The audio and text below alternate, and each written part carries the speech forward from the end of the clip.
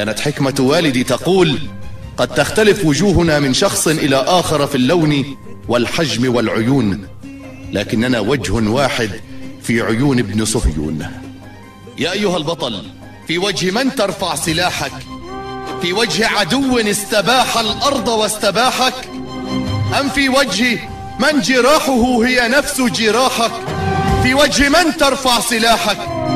يا كنزنا المكنون، يا مقلة العيون، ألهذا الحد وصلنا؟ أوليس القتل جنون؟ يا أيها البطل، في وجه من ترفع سلاحك؟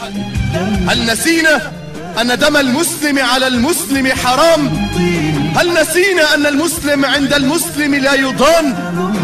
أهذه وصية الرسول محمد؟ قتل الصديق وذبح الحمام والله حرام.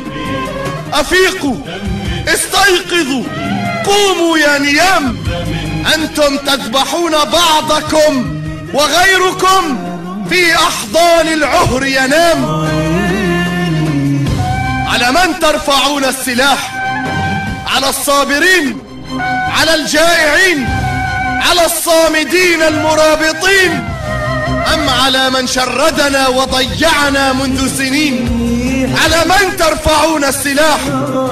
إسرائيل اليوم في عيد، وموتنا هو الخبر السعيد.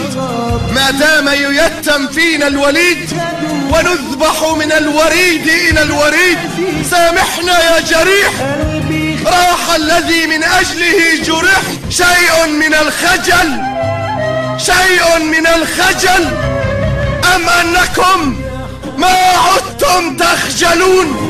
في وجه من ترفعون السلاح؟ في وجه من ترفعون